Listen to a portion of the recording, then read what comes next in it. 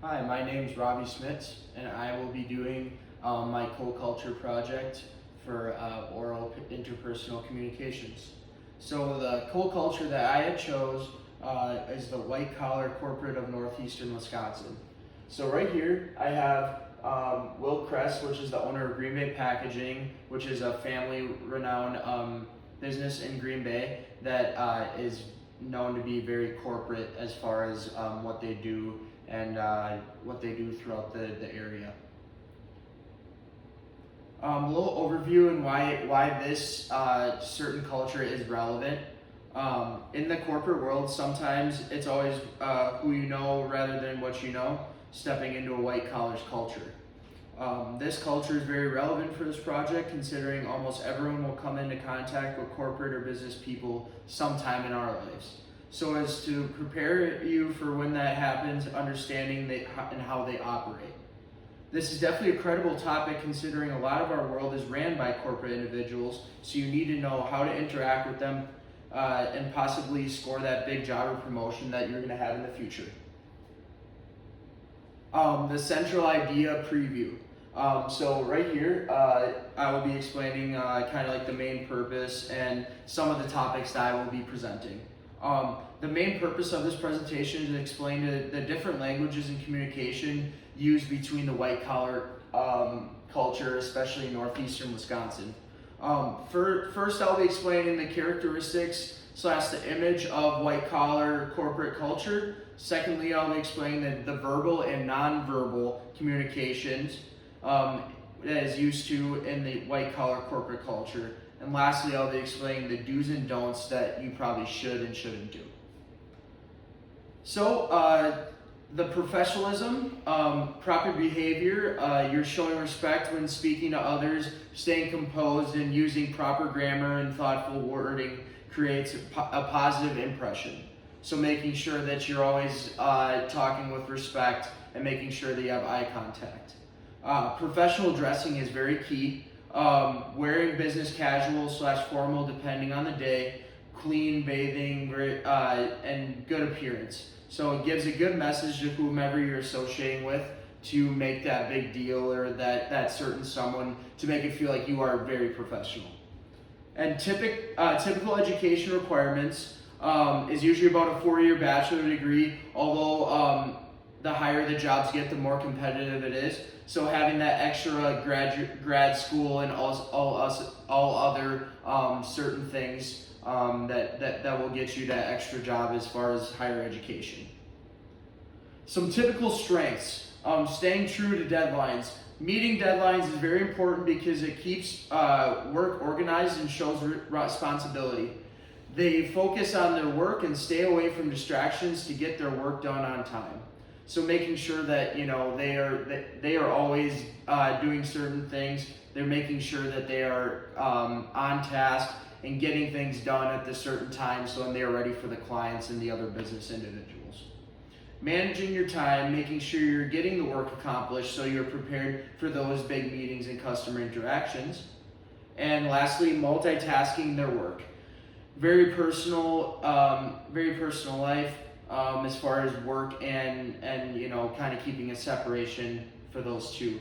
White collar professionals often separate their work and their personal lives by using schedules and calendars. So as we talked about, they're staying true to those deadlines is very huge, so then they can have family and friend time outside of work.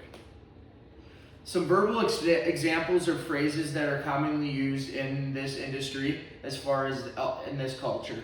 We'll be moving forward with things, which typically means that they're either going to be skipping on your possible ideas or using ideas to achieve the situation.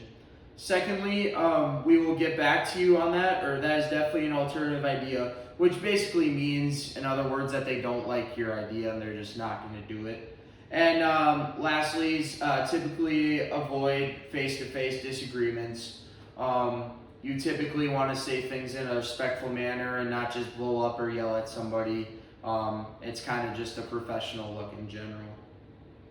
Nonverbal examples or phrases, body language such as handshakes, eye contact, sitting up straight.